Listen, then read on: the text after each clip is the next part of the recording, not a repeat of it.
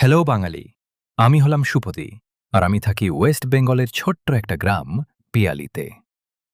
চলো তাহলে বেশি কথা না বলে ভিডিওটা শুরু করা যাক। ভিডিওটা যদি ভালো লাগে লাইক, কমেন্ট, শেয়ার করে দিতে ভুলবেন না।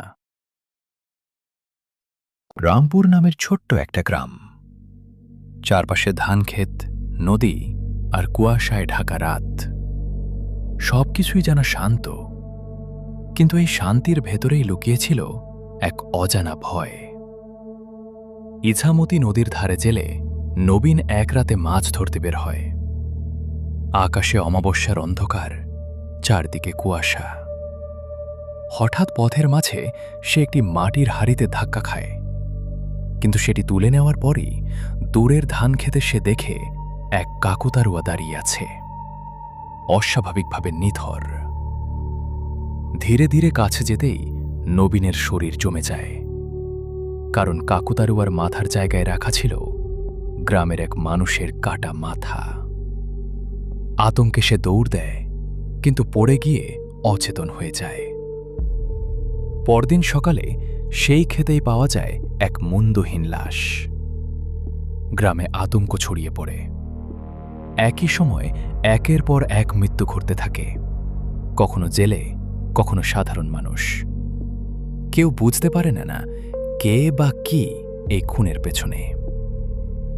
গ্রামের ডাক্তার নিশিকান্ত মল্লিক, যাকে সবাই খুব সম্মান করে, তিনি অসুস্থ মানুষের পাশে দাঁড়িয়ে বিশ্বাস অর্জন করেন, কিন্তু অন্ধকারে তার ভূমিকা নিয়ে কেউ কিছু জানে না।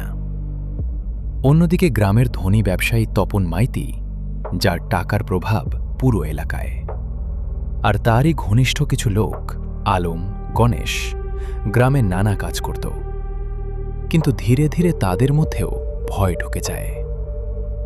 একদিন গণেশ জানতে পারে ভয়ঙ্কর সত্য। গ্রামে নিখোঁজ হওয়া মানুষগুলো আসলে পাচার করা হতো।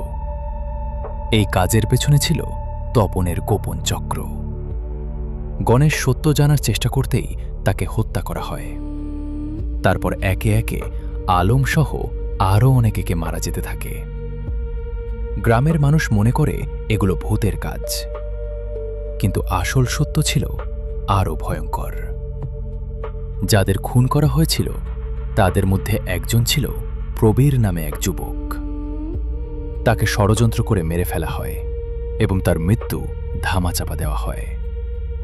তার আত্মা এখন প্রতিশোধ নিতে ফিরে এসেছে। প্রবীরের আত্মা একে একে সেই সব মানুষদের টার্গেট করে যারা তার মৃত্যুর জন্য দায়ী। তপন, আলম, গণেশ, কেউই বাঁচতে পারে না। প্রতিটি মৃত্যু হয় ভয়ের মধ্যে, অদ্ভুত অন্ধকার ছায়ার উপস্থিতিতে। শেষে তপন আতঙ্কে